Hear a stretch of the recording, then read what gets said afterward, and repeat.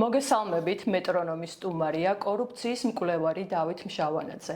გამარჯობა დათო. მოგესალმებით, თქვენს მოყოლებას. მადლობა მოგზანებისთვის. საქართველოში პოლიტიკური ვითარება მუდმივად იცვლება. ბოლო თვეების განმავლობაში ორი პროცესი გამოიკვეთა. ერთის მხრივ ქართული ოცნება სოციალური პაკეტების გაზრდით ცდილობს ეკონომიკური სამართლიანობის განცდის გაძლიერებას. მეორეს მხრივ ცხოვრების ღირებულება და ინფლაცია იზრდება. ასევე პოლიტიკური დღის წესრიგიდან არ გამქრალა კორუფციის თემა. კორუფცია არ არის ერთადერთი და მთავარი პოლიტიკური პრობლემა, მაგრამ ის მნიშვნელოვანი ინდიკატორია იმისა, თუ როგორ მუშაობს სისტემა. განსაკუთრებით კორუფციის თემა გააქტიურდა მას შემდეგ, რაც ყოფილი მაღალჩინოსნები დააკავეს და ასევე ისმის კითხვები იმასთან დაკავშირებით, გვაქვს თუ არა ინსტიტუციური მექანიზმი, რომელიც აღმოფხვრვის სისტემურ პრობლემებს. პირველ რიგში რომ დავიწყოთ, პოლიტიკური გარემოს ზოგადი შეფასებით, რა რეალობის წინაშე ვდგავართ და რა არის ის მთავარი ფაქტორი, რომელიც განსაზღვრავს დღეს პოლიტიკური პროცესების დინამიკას. ხო, მადლობა კითხვისთვის. ხო, პოლიტიკური პროცესის პრინციპში ბოლო 1 წელია განსაზღვრულია იმ ერთი თარიღით და იმ ერთი მოვლენით, რომელიც იყო პრინციპში 28 ნოემბრის განცხადება ყობახეთის და შემდგომ უწყვეტი პროტესტი.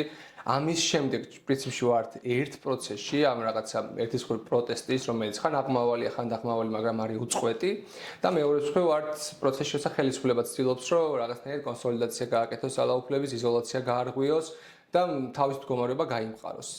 მაგრამ არც ერთი და არც მეორე ამბავი ჯერჯერობით არ გადაწყვეტია. ანუ არც პროტესტს გაუმარჯვია სრულად ჯერჯერობით და არც ხელისუფლებას გაუმარჯვია და გაუმყარებია თავისი მდგომარეობა. ამიტომაც მთელი ამ პერიოდის განმავლობაში რაც ხდება, თუნდაც კორუფციასთან ბრძოლაც, რომელიც ესე და თვითონვე მისცეს ეს ქოლგა ამ ყველაფერს, ესეც აი ამ კრიზისის ნაწილია სინამდვილეში. რომ არა ეს კრიზისი, რომ არა ეს პროცესები, რაც ახლა მიმდინარეობს ქუჩაში და მთლიანად ქვეყანაში, რა თქმა უნდა, ეს ყველაფერი არ დაიწყებოდა, იმიტომ რომ ქართული ოცნება კორუფციას, რა თქმა უნდა, არ ებრძვის, არ უბრძოლია არასდროს და ეგ ვერ მოხდება ვერასდროს, იმიტომ რომ ქართული ოცნება და ეგეთი ხელისუფლებები არიან დაფუძნებული კორუფციულ სისტემას და მაგის გარეშე ვერ არსებობს იქ ვერც ერთი მისი შემადგენელი ნაწილი. ის რასაც ჩვენ ხედავთ ბოლო პერიოდის განმავლობაში, ხედავთ ეხლა ცოტა შეანელეს რაღაცნაირად ეგ ტემპი. ყოფილი მაღალჩინოსნებზე საქმეები, დაკავებები ყოფილი ასე თქვა ჩინოვნიკების ზოგიერთი მოქმედისას მათ შორის, ეს არის მთლიანად შიდაკლანური ომი. ანუ აქ არაფერი კორუფციასთან ბრძოლასთან საქმე არ გვაქვს და ამას ბევრი ინდიკატორი მიანიშნებს, ხო, იმიტომ რომ პირობითად მაგალითად რა საქმეზეც ბრალი წაუყენეს ირაკლი ღარიბაშვილს რაღაცა უკანონო შემოსავლების დეკლარაციაში, იგივე საქმეზე ზუსტად იგივეზე შეიძლება ბრალი წაუყენონ მაგალითად უზენაეს სასამართლოს მოსამართლე გიორგი მიქაუტაძეს, რომელსაც აგრეთვე ესეთი საჩუქრები უფიქსირდება დეკლარაციაში, ხო? ან იგივე რაღაც პროკურატურის თანამშრომლებს, რომელსაც არანორმალური რაოდენობის საჩუქრები აქვს. ანუ მოქმედ მაღალჩინოსნებსაც იგივე პრობლემები აქვს. აბსოლუტურად იგივე, რაზეც ჯუაშე ბუჭულაძე. რა თქმა უნდა. რაზეც ჯუაშერ ბუჭულაძე ზის მაგალითად ციხეში, რომ ის რაღაც აპარატები იყიდა და ფული გააკეთა, ზუსტად იგივენაირი ამბავი აქვს აკეთებული, მაგალითად ბექაუდიშარიას და მის ქვის რაღაცა ავტობუსების ყიდვაზე ამდენი წლის. ანუ იმის თქმა მინდა ამით, რომ ეს არ არის კორუფციასთან ბრძოლა, ეს არის შიდაკლანური ომი და ესეც განპირობებული არის აი ამ პროტესტით, რაც დაიწყო ამ ქვეყანაში და არ ჩერდება მიუხედავად რეპრესიებისა. ეხლა რაც შეეხება მდგომარეობას, აი სოციალურ მდგომარეობას და რას აკეთებს ამ პერიოდში ხელისუფლება, ხო, ჩვენ ახსენე რაღაც სოციალური თანასწორობის განცდას ცდილობს, რომ უბრალოდ აღქმას ცდილობს, რომ გააჩინოს, ხო ესეა. მე მგონი რომ ეგ არ გამოსდის მაინც, იმიტომ რომ მაგალითად თუ რაღაც სოციალური ხარჯები გაზარდა რაღაცა რაოდენობით, ამის პარალელურად გაცილებით დიდი რაოდენობით გაზარდა მაგალითად რეპრესიული აპარატის შენახვის ხარჯები. ხო, აი მაგალითად ეგეთი დათვლაც მქონდა, რომ სუსის შინაგან საქმეთა სამინისტროს პროკურატურის და საერთო სასამართლოების მთლიანი ბიუჯეტი არის ახალი 2026 წლის ბიუჯეტი 2 მილიარდ 200 მილიონი ლარი, რაც არის უზარმაზარი თანხა რაღაც ბიუჯეტის დაახლოებით 12%. და აქედან რაღაც მილიარდ ნახევარს ხელფასებში უხდის ამ ხალხს, იქ დასაქმებული ყავს რაღაც 39,000 თანამშრომელი და ყველაზე დიდი ზრდა მაგალითად ამ უწყებაში იყო წელს ბიუჯეტში 352 მილიონი ლარით გაიზარდა ამ უწყებების ბიუჯეტი. მაშინ როცა მაგალითად პენსიონერებს მოუმატეს პენსია 20 ლარით.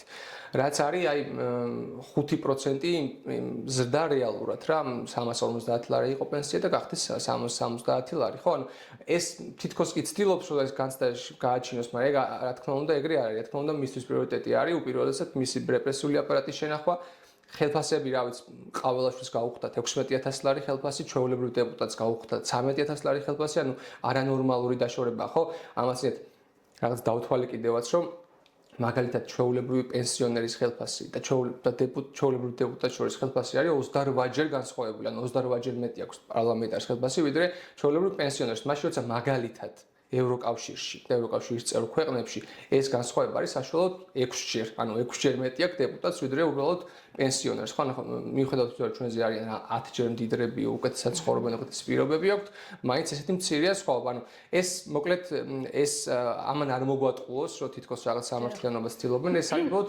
ბიუჯეტზე მიბმული ადამიანების შენარჩუნების პროცესი, რომ აი რაღაცა მცირე მატებებით, მცირე რაღაცა დაფინანსებებით, მაინც რაღაცა გავლენა შეინარჩუნონ ამ ადამიანებს, ხო?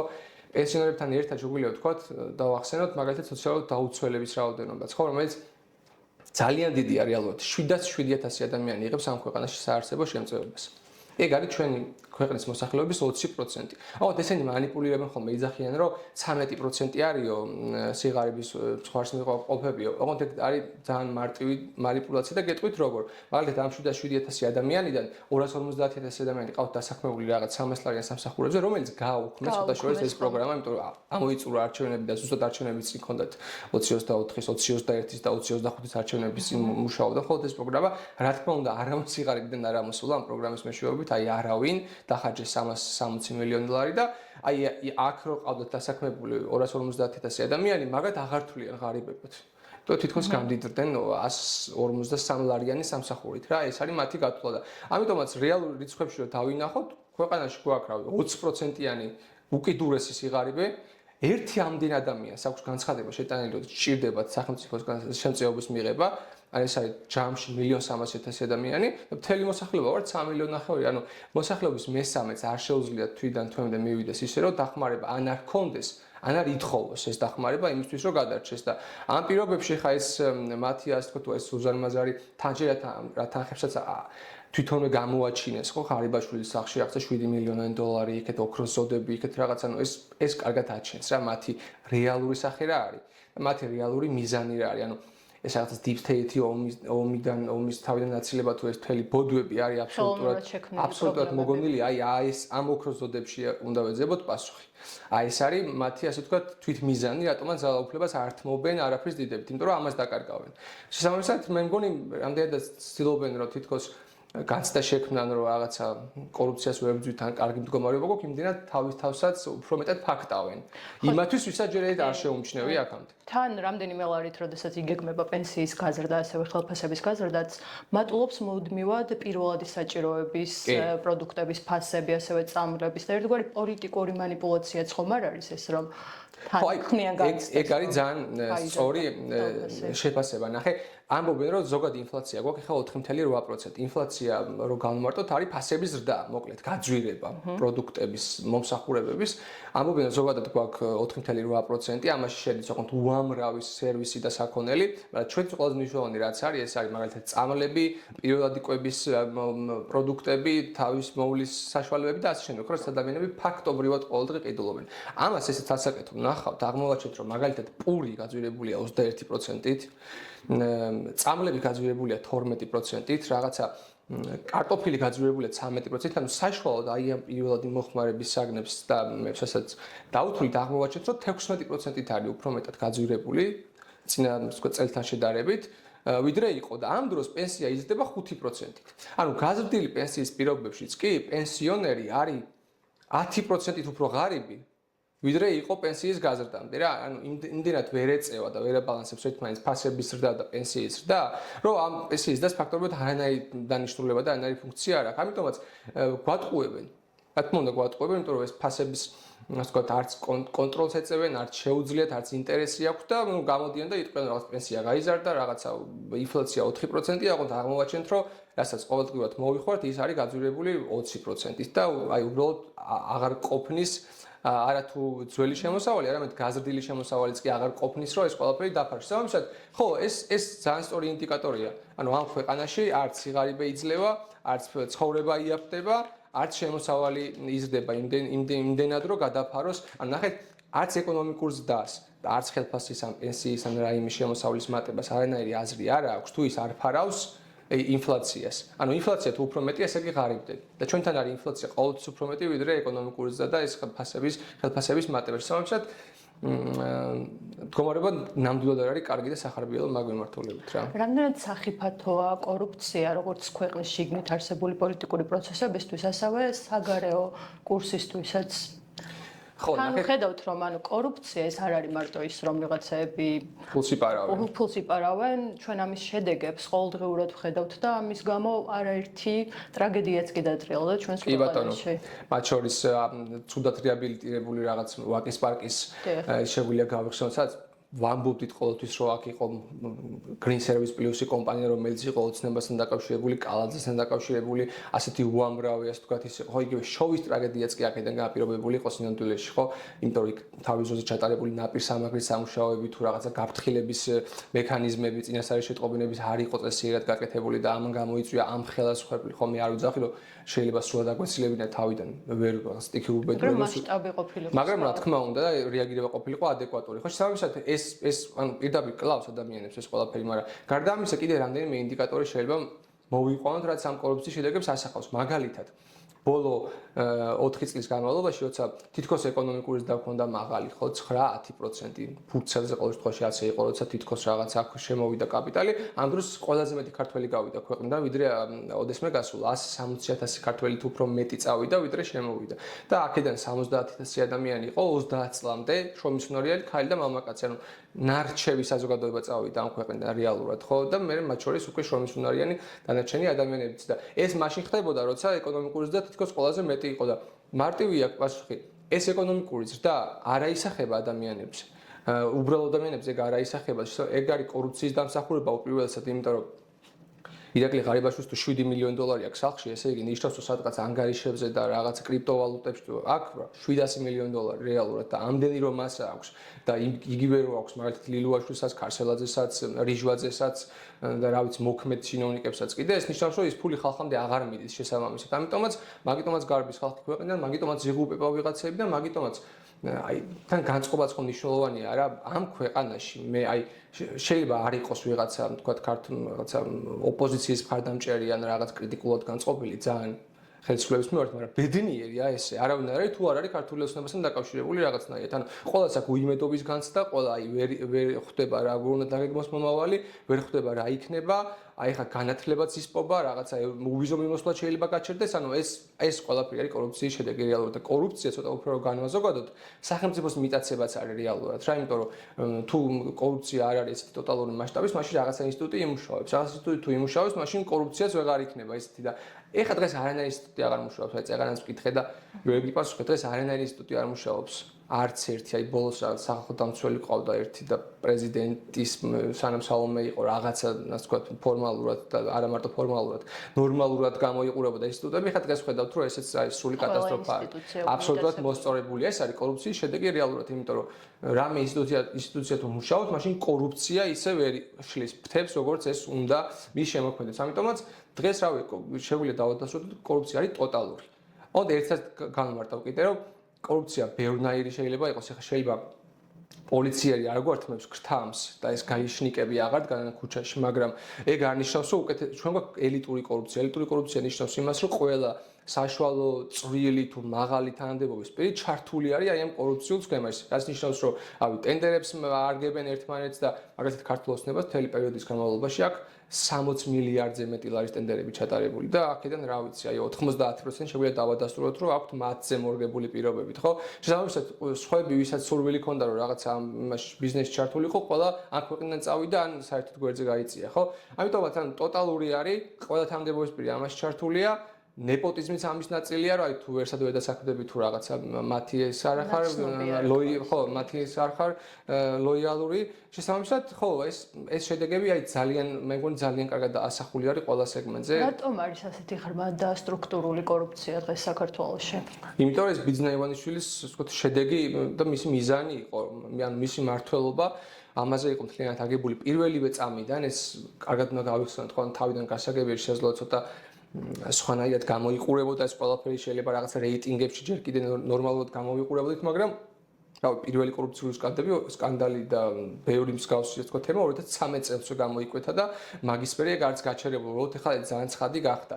და ეს ნახეთ მარტივი ასეთი ახსნა აქვს მაგასაც ცოტა ფილოსოფიურ პოლიტიკური, იმიტომ რომ ასეთი რეჟიმი და ასეთი კაცი, როგორც ივანიშვილია, თუ უნდა რომ მას ძალაუფლება შეინარჩუნოს, მაშინ ის თავისუფალ კონკურენციაში და რაღაც თავისუფალ გარემოში ვერ იქნება. უნდა მიიტაცოს ყველაფერი, უნდა მიიტაცოს არჩევნები, მიიტაცოს ინსტიტუტები, მიიტაცოს რესურსები. ეს არის რაც უნდა გააკეთოს. ეს მას კარგად ესმის, იმიტომ რომ ეს მისი ეს რაღაც ცოტა რუსული და ცოტა რაღაც სხვა უფრო უბედური აზროვნება მაგ ყველაფერს კარგად ალაგებს გონებაში, თუმცა ამ ყველაფერს ხალხის ხარჯზე აკეთებს, რა თქმა უნდა და ხო, ანუ მისთვის ეს არის ძალაუფლების შენარჩუნების მთავარი ბერკეტი და მთავარი მიზანიც.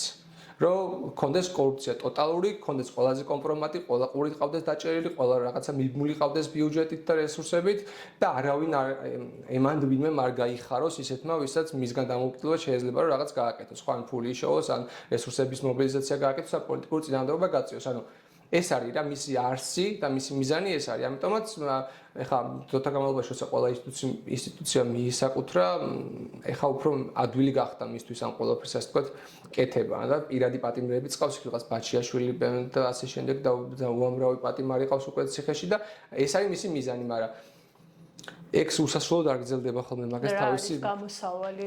მაგას თავისი მძიმე მხარეები აქვს. ეხლა გამოსავალი $1 მილიონ შეკითხვაა. მაგრამ გამოსავალი ამ პროცესში ჩემი აზრით, რომელიც არ არის მხოლოდ კორუფციასთან ბრძოლა, ეს არის რაღაცა უფრო დიდთან დაპირისპირება, ხო, ეს რაღაცა დემოკრატიასა და ავტორიტარიზმის შორის ბრძოლა არის, ევროპულ ღირებულებებსა და რუსულ ღირებულებებს შორის ბრძოლა არის, ხო, რაღაც თავისუფლებასა და რაღაც შებოჭილობას შორის ბრძოლა არის. დიდი ამბავი არის უფრო მეტად და კორუფცია, რა თქმა უნდა, ამ ყველაფრის ნაწილია, ხო? ერთ მხრივ გამჭვირვალობასთან და თანასწორობისთვის ბრძოლა არის და მეორე მხრივ კორუფციისთვის და ძალაუფლების შენარჩუნებისთვის ბრძოლა არის ქართული ოცნების მხრიდან და დიდი პროცესი არის. ამ პროცესში ხა გასაგებია, რომ ჯერჯერობით ისევ ოცნება არის ხელისუფლებაში და ეფექტური კონტროლი, ასე ვთქვათ, აქვს მიტაცებულ ხელისუფლებაზე, მაგრამ მეორე მხრივ მე მაგალითად არ ვთვლი, რომ ის გაძლიერდა რამენაირად ბოლო პროცესების შედეგად და ბოლო წლების განმავლობაში და მათ შორის 2024 არჩევნებიც მაგის დასტური იყო. შეიძლება ბევრი მოსაზრებები ამ მაგაზე რამდენად გაყავდა, როგორ გაყავდა, როგორ შეიძლება გვექნა ოპოზიციას უკეთესად ან ვარესად, მაგრამ ის რომ იმ არჩევნებს ოცნება ვერ იგებდა და მაგის გამო ტოტალურ გაყალბებას მიმართა ბევრი მეთოდს. ოპოზიციურად განწყობილი ადამიანების რიცხვი ბევრად უფრო აღემატებოდა. ნუ ბევრად არა, მაგრამ აღემატებოდა აშკარად. ხო, აღემატებოდა. ბევრი რესურსი გამოიყენეს. კი, ძალიან ბევრი რესურსი გამოიყენა და ანუ აშკარად არჩევნები გააყალბა იმ დონეზე, რომ შეცვალა შედეგები, რაც ნიშნავს უმცირესობაში იყო და მაგის მერე რა პროცესებიც ამ ქვეყანაში მიდის, როცა აი უამრავი ადამიანი ქუჩაში იყო და უამრავი რაღაც მოხდა, ხო? მე არ მგონია რომ მაგათ მხარდაჭერი მომატებოდეთ და მე არ მგონია რომ ესენი გაძლიერებულიყვნენ, განსაკუთრებით ბოლოს შიდა კლანური ომის შემდეგ, რომელიც მიმდინარე პროცესია.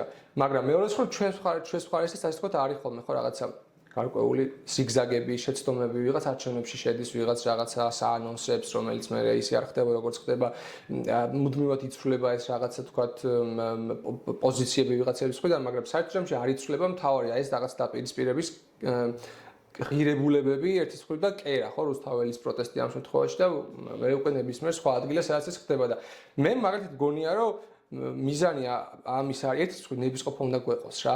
ანუ გასაგებია რომ ხა ეგრევე არ მოხდა ისე როგორც გვინდოდა, რაღაცა გაუძლეს რაღაც დროს, ეგრეთ რომ ქიმიური იარაღიც კი გამოიყენეს და ქიმიური მომწავლელი ნივთიერებები გამოიყენეს ისეთი რომ შეენარჩუნებინათ ეს ძალაუფლება, მაგრამ მეორე მხრივ ეს ნებისყოფა გვჭირდება, თანამდებობად სვლა გვჭირდება, პროტესტის გაძლიერება გვჭირდება. ანუ აქ თუ პროტესტი არ იქნება, მაშინ არაფერი არ იქნება, არც არ გადაწყდება ჩვენი ბედი, არც დასავლეთში, არც აღმოსავლეთში და არც კიდე სხვაგან. და აქ თუ პროტესტი იქნება ძლიერი, უფრო მრავალრიცხოვანი და უფრო ისეთი მძლავრი, ხო? მაშინ მე დარწმუნებული ვარ, რომ შემდეგ კრიზისს ვერ გაუძლებს ოცნება, რომელიც აი ესეთ ტალღოვანი კრიზისი იქნება, ისეთივე როგორც იყო მაგალითად ჩარშად. და ამავე დროს დასავლეთის რეაქციაც, ხო, მათ შორის ამერიკის ახალი ადმინისტრაციის თუ ევროკავშირის ქვეყნების თუ ცალკე ევროკავშირის იქნება დაუყოვნებლივი და ისეთი ასე ვთქვათ წერტილოვნად კრიტიკული ივანიშვილისთვის, რომელსაც მნიშვნელოვანი შედეგები მოყვება რა ჩვენთვის. ამიტომაც ხო, ნუ რა გააძლიერებს ამ პროტესტს? ჩვენ ხედავთ რომ ქართული ოცნება არ წყვეტს დანაშაულებრივ ქმედებებს და ბევრი რამ გამოაშკარავდა და წესით ბრაზი უნდა გაზრდილიყო ხალხში, მაგრამ ის რაოდენობა აღარ გამოდის. რაც ადრე იყო და რა შეიძლება, ნუ როგორ შეიძლება გაძლიერდეს პროტესტი? ბრაზი დარწმუნებული რომ გაზრდილია ხალხში და დარწმუნებული რომ უკმაყოფილება გაზრდილია, აი დარწმუნებული რომ ეკერა შაშავიც ქუჩაში იდგა, იქედან ხო აი არავინ კმაყოფილი არ იქნება, ანუ ხო რა თქმა უნდა, მათი განწყობები არავის ხო აზრი არ შეეცვლებოდა რომ ხომ რა კაი ხელისუფლება ოცნება და ეხლა მოდი თავი დავანებო ამ ყველაფერს, მაგას კიდე ზემოდან დაემატებოდა ბევრი, რომელიც მანამდე ნეიტრალურად განწყობილი იყო და კიდე შემოემატებოდა ამას ხალხი, რომლებიც ქართული ოცნების მხარდამჭერები იყვნენ და ეხლა ოცნებამ დაერია და ზოგს სამართლიანად თუ ზოგ უსამართლოდ ყოველას იჭერს, ხო? შესაბამისად, მგონია რომ გაზრდილი არის რაოდენობა ბრაზისას და უკმაყოფილებისას, უბრალოდ ეს აღნიშნეთ, აი, როგორი განცდა მაქვს, იცი რომ გუბდება ეს ყველაფერი რა. ქუჩაში ხარ ყოველდღე 100,000 კაცი არ დგას, ეს ძალიან გასაკვირი არ არის, იმიტომ რომ რაღაც ტალღამ გადაიარა, რაღაც პროცესები მოხდა. ოღონდ შეიძლება არ დგას 100,000, დგას 1000, ოღონდ აი ეს რეპრესიები, რასაც ესენი იღებენ და ეს კანონები რეალურად იმას ნიშნავს, რომ ეს 1000-იც მათთვის ისეთივე თავის ტკივილია, როგორც ეს დიდი პროტესტი, რომელიც ქუჩაში იყო ხოლმე, ხო, იმიტომ რომ ეს 1000 კაცი რეალურად განასახიერებს იმ 100,000 და უფრო მეტს, რომელიც ქუჩაში გამოდიოდა, თქო, ყოველდღიურად, ხო? და ყველამ კარგად იცის მათ შორის ოცნება უპირველესად, რომ მან დრო რაღაცა ფიზიკურად ან რაღაცა მოხდეს, ან რაღაც დაშლასადოს ძალადობრივად ან რაღაც, აი ეგრევე მაგრაოდენობის ხალხი გამოვა ქუჩაში. ამიტომაც ეს არის აი ნაკვერჩხალი არის, რომელიც ელოდება თავის მომენტს და არ ქრება არც ერთ შემთხვევაში, მიუხედავად იმისა, რომ ბევრი წყალს ასხამს რეჟიმი, ხო, პირდაპირ მნიშვნელობით და პირდაპირ და არაპირდაპირ მნიშვნელობით, ხო, მათ შორის ქიმიურად გარეულ წყალს. არ ქრება ეს ნაკვერჩხალი. ის რაც ამას გააძლიერებს ამ პროტესტს, ჩემი აზრით. ეს არის, რავი, აი ოპოზიციური პარტიების და აქეთ ყოფი ჯგუფების აქტივისტების შეთანხმება და კოორდინაცია იმაზე, აი რას ვაკეთებთ, როგორ ხედავთ ამ პროტესტის გაძლიერებას და როგორ ხედავთ საერთოდ დემოკრატიულ ალტერნატივას ბიზნეს ივანიშვილის, ხო? მათ შორის პირდაპირ ვთქვა, რომ დააზიანა რა, აი არჩევნების შესვლამაც დააზიანა ეს პროცესი, რასაც ახლა აღწერეთ. მე 4 ოქტომბრის რაღაც დაანონსებამაც დააზიანა ეს ყველაფერი, თორე მანამდე საკმაოდ კარგი თანამშრომლობა იყო რა, პარტიებს შორის, ჯერ სალომეს ფორმატში, სალომეს მერე კიდე რაღაცა ფორმატი იყო, 8 პარტიის ფორმატი. ანუ ადამიანები როცა ხედავენ, რომ ჩვენ შეგვიძლია ერთმანეთთან შეთანხმება და ალაპარაკება რაღაცა ალტერნატივის გამოკვეთა იმის თუ რა იქნება ივანიშვილის შემდეგ, ეს აძლიერებს ჩემი აზრით პროტესტს რა. დღეს აქვს თუ არა ოპოზიციას რესურსი, რომ შეთანხმდეს და ერთიანი პოზიცია ქონდეს? ეს ოპოზიცია ერთგვაროვანი არ არის, აქ ბევრი პარტია არის, მოგეხსენება მაგრამ აი ძირეულ საკითხებზე მაინც შეთანხმდნენ, რაც მე მგონია რომ ეგ რესურსი არსებობს, ნუ არ ვიცი ეს გახარიეს პარტია ცოტა უცნაურად გამოიყურება, არ ვიცი მათთან როგორ შეიძლება. მე მგონია რომ რაღაც გაჯიუტებული არიან თავის შეცდომაში და თავის თავში და არ ვიცი ან თვითონვე არ უნდათ მე მგონი რაღაც აღიარება და რაღაცებს დალაპარაკება. სხვა პარტიებს რაც შეეხება, მაგალითად ჩვენი კოალიცია ცვლილებისთვის და ჩვენი პარტია თანამშრომლობთ ხო სხვა წვრილ თუ შედარებით ცვლილ პარტიებთან ნაცნობ მოძრაობასთან რაღაცა ვთქვათ არის რაღაც საკითხების შესათანხმებელი დასალაგებელი ლელოსთანაც არის ასე ვთქვათ ეს ამბები გასარკვევი უბრალოდ მე არ მგონია რომ ეს შეუძლებელია მე მგონია რომ შესაძლებელია და ამასთან პროცესი გამოკვეთს ხო იმიტომ რომ მაგალითად თუ ეგონა 3 თვის ლელოს რო ეხა თბილის გამოგლეჭ და რაღაცას გამოგლეჭ და მაგალითად აბაშას გამოგლეჭ და არჩევნებით ეხა ხო ცხადი არის რომ ეს შეუძლებელი არის ანუ თვითონაც ხო ხვდები ანუ რომ შეცდომა დაუშვეს კი არ აღიარებენ მაგას შეიძლება მაგრამ არავის არ გვჭირდება აღიარება და მონანიება ჩვენ გვჭირდება შეცდომის გადააზრება და მე შეთანხმება იმაზე რაც სწორია სწორი არის ის რომ დარჩე პროტესტის ერთგული დარჩე არ თანამშრომლობის რეჟიმში და ერთი ხმით ელაპარაკო ქვეყნის შიგნით ხალხს და ქვეყნის გარეთ შენს პარტნიორებს ერთი ხმით და ერთი მესიჯებით ეს ძალიან მნიშვნელოვანია რომ გაიგოს ყველამ რას ვითხოვთ და როგორ ხო ვითხოვთ რაღაც ახალ სამართლიან არჩევნებს და სამართლიანი აქ ძალიან მნიშვნელოვანი სიტყვა არის პოლიტიკური პატიმრობის გათავისუფლებას აი ამის მერე როგორც გადაწყდება იმ არჩევნებში და როგორც გადაწყდება ამ ყველაფრის შემდეგ ისე უნდა იყოს ამ ქვეყნის ბედი განსაზღვრული ხო თუნდაც ოცნება დარჩეს რაც რა თქმა უნდა შეუძლებელი იქნება თავისუფალ არჩევნებში ამიტომაც შეთანხმების რესურსი არსებობს უბრალოდ ხო რაღაც ფაქტორები არის ხან ობიექტური ხან ობიექტური რაც ამას ხეს უშლის ჩვენ მუშაობთ ამაზე ჩვენ ამ რაღაც ჩვენს პარტნიორ პარტიებთან ერთადაც ხო რაღაცა ხა ბოლოს აქციები რაც იყო მაგალითად 26 ოქტომბრის აქცია მე 28 ნოემბრის აქცია ხა სულ ბოლოს ამ BBC-ს ვთქვათ მერე დეკემბრის დასაწყისში 5 თუ 6 დეკემბერი იყო მაშინაც რაც აქცია იყო ეს ყველაფერი ჩვენი დაორგანიზებული იყო აქტივისტურ ჯგუფებთან ერთად და აი ამ სამ არასამთავრობო ორგანიზაციებთან ერთად ხო ეგ თანამშრომლობა რეალურად პრაქტიკაში არსებობს რაღაცა ტიპის შედეგები აქვს რაღაცა ტიპის ხილვადობა აქვს უბრალოდ რა თქმა უნდა არასაკმარისია ეს ყველაფერი ამას ჭირდება მეტი პარტიის და მეტი მხარეების ჩართულობა და ჩვენ ამისთვის ძალიან ღია ვართ და პირიქით ძალიან მივესალმებით უბრალოდ უნდა შევთანხმდეთ აი ამ ელემენტარულ რაღაცაზე რომ რაღაცა ახალი სამართლიანი არჩევნები პოლიტპატიმრობის გათავისუფლება და აქამდე მივდივართ რაღაც პროტესტის გაძლიერებით არ თანამშრომლობით და რაღაცა იმ ზიგზაგებით არ უნდა ვიაროთ ხო გახარიას გუნდი რომ პარლამენტშია და რაღაც ბრიფინგებს ატარებენ ნუ ეს უბრალოდ კომიკურიც არის და თან დამაზიანებელიც არის ამ პროცესისთვის უბრალოდ მე მგონია რომ ვინც ამას ვერ შეხედავს რა არის აქ გასაკეთებელი თვითონვე დაზიანდება და აი აჩვენა კიდევაც იგივე გახარიის პარტიის შემთხვევაში აჩვენა და სხვა პარტიების შემთხვევაში აჩვენა რომ მათი ელექტორალური რაღაცა ხარაკი რას ჩაიტარეს მაგის შედეგი იყო და მეტი არაფერს რომ ის გააკეთეს რაც ხალხს არ უნდოდა და ამიტომ ხო ნებისყოფა უნდა გვეყოს ვილაპარაკოთ ამ ყველაფერზე და საქმეში ვაჩვენოთ რაღაც პროცესები მიმდინარეობს ამ მხრივ არ არის მთლად ისე ყველაფერი უბრალოდ ხო ნუ მეორე სულ რაღაც რესურსების დეფიციტი როცა არის მედია რესურსის კიდე სხვა რესურსები შეიძლება ისე არ ჩანდეს მაგრამ ყოველ შემთხვევაში არსებობს ეგ თანამშრომლობა და არსებობს რაღაცა წინააღმდეგო რომელიც არ ნელდება არანაირად რა წელიწადი სრულდება და ერთგვარად რომ შევაჯამოთ რას უნდა ველოდოთ 2026 წელს და არის თუ არა საფრთხე რომ რეალურად დავკარგავთ ანუ რეალური საფრთხე არის თუ არა რომ დავკარგავთ უვიზო მიმოსვლას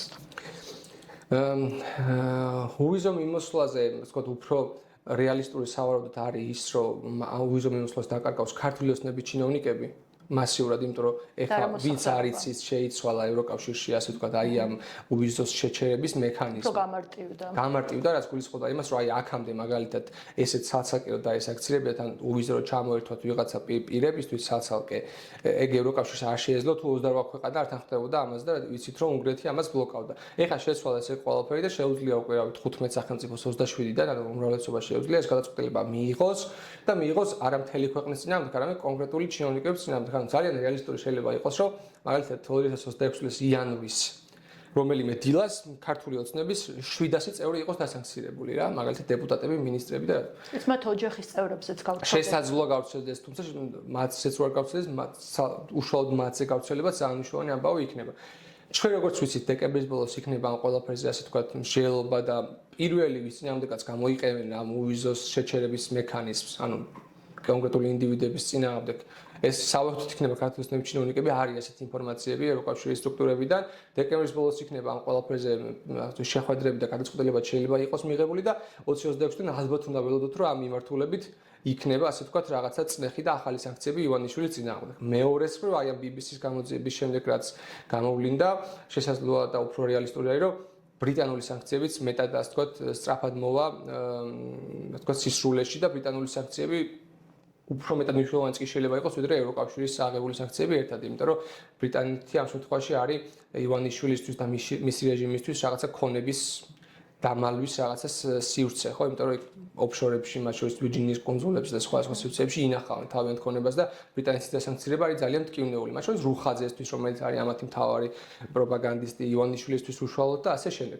ეს არის ასე უნდა ველოდოთ საგარეო ფრონტიდან. არ ვიცი რა იქნება ამერიკის ადმინისტრაციას და ერთი რაც ვიცით არის ის, რომ ვერ დალაგდა ასე თქვა ივანიშვილი ვერანაირად და ვერც ის სანქცია მოიხსნა რაც ადევს ამერიკის ხაზინის მიერ და ვერანაირ შეთანხმებას ვერ მიაღწია თუმცა მეორე მხრივ ამერიკის პოზიცია ჯერჯერობით მაინც პასიურია და გაურკვეველია თუმცა ალბათ 2026-ში ამასაც ნათელი მოიფინება რა გადაწყვეტილებას მიიღებს ეს ადმინისტრაცია და ქვეყნის შიგნით რაც შეეხება ეს პროტესტი რო არ გაქრება მაგის ბჯერა და ამაში ყველა ჩართული ვართ რაღაცა მე თვითონაც დავდივარ ამ პროტესტზე სხვაებიც დადიან და ვიცი რომ ეს არ გაქრება არც ერთ შემთხვევაში, იმიტომ რომ ძალიან ბევრი რამეს გაუძლო, ძალიან ბევრი რაღაც გადაიარა და ვინც ადგილზე მივა და დააკვირდება ამ პროტესტს, აღმოაჩენს რომ ეს არის აი წყალივით, რომელიც ყველაფერში გაძრება, ნებისმიერ რეპრესიას, ნებისმიერ ასე ვთქვათ, სანქციას გვერდს აუვლის და მაინც გააგრძელებს თავის რაღაცა სვლას.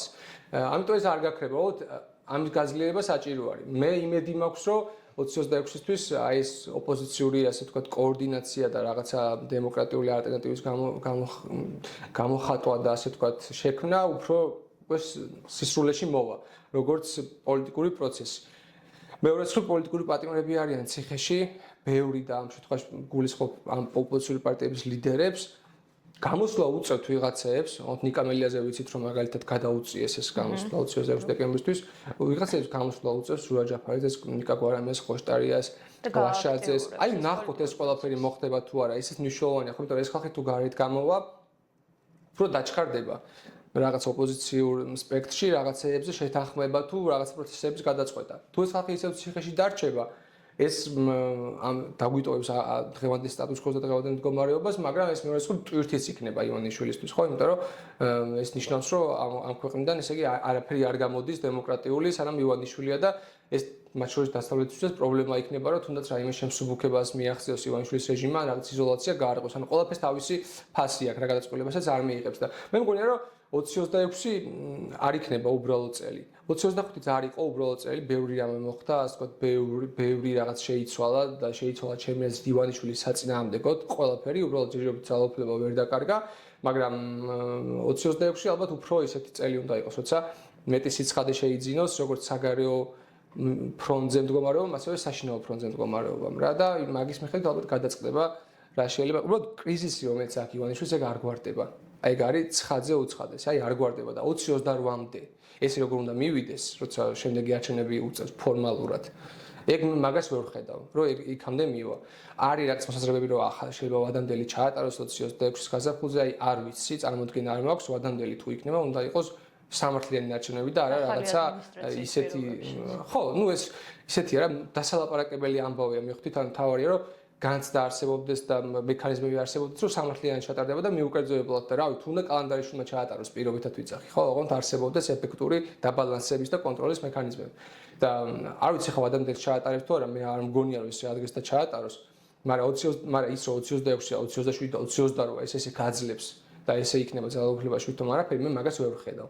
და მგონია რომ აი ნიკამელიას ხوارს ხოლმე ეგრე ხშირად თქმა იწერება ყოველ შემთხვევაში წერილებში მას დაჯეროდათ უცქვამს რომ აი ერთ დილას ისე გავიღვიძებთ შეიძლება ამ წელშიც კი იყოს ეგ დილა როცა აი საერთოდ რო არ ველოდებით და უცებ აი ისეთი ქარიშხალი დატრიალდეს ქუჩაში ხალხის ბრაზი და ისეთი პროცესი დატრიალდეს რომ საღამომდე ივანიშვილი ჩამოიშალოს. ხო, ზღაპარს არ უყვები ეს მომხდარა პრაქტიკაში ბევრჯერ ხო რა ბაშარ ასადი რომ გაიქცა მოსკოვში იმ დილას შეხვედრები ჰქონდა დაგეგმილი თავის მინისტრებთან, ხო? და რავი 28 ნოემბერიც კი როცა ირაკლი კობახიძემ განცხადება გააკეთა დილით, საერთოდ არ იგონა რომ საღამოს 200.000 კაცი გამოვიდა ქუჩაში, ანუ ეს ახასიათებს პოლიტიკური პროცესის სტიქიურობა და უცებ რაღაცა ის დაგუბებული უკმაყოფილების და ბრაზის ამოხეთქვა და ისეთ რაღაცა შეიძლება ამოხეთქოს, რომ ჩვენ ვერ წარმოვიდგენთ, ხო, ეს რა ვიცი, გავრილოვის კამში ჩაჯდომა იყო თუ ნებისმიერ სხვა რაღაც, ან ცოტა სხვანაირად მუშაობს ეგ ვიდრე ის, რომ აი ესეთი კანონი მიიღეს და ხალხი ქუჩაში რატო არ გამოდის? ხო, არ გამოდის, იმიტომ რომ ეს რუტინად გადაიქცევა ხოლმე რეპრესიები და ესეთი მდგომარეობა, მაგრამ ბრაზი გროვდება და მე რაღაცაზე ეს აუცილებლად ინთება და რავი, საქართველოს გამოსვლება და ქართველი ხალხი ეგეთი არის, რომ ესე უსასრულოდ ვერ ინარჩუნებენ ძალაუფლებას. კი არა კომუნისტებმაც ვერ შეინარჩუნეს უსასრულოდ და ჩამოეფხენ საბოლოო ჯამში. ამიტომ მგონია რომ ეგ მოხდება. ოღონდ ჩვენ ამისთვის მეტად ორგანიზებული და მეტად მზად უნდა ვიყოთ. ჩვენ ანუ პოლიტიკური პარტიები. ძალიან დიდი მადლობა დათო 2025 თუ არა 2026 მაინც უნდა იყოს გამარჯვების წელი. აწყოთ ვარ წყალოს მომავალი ჩვენ.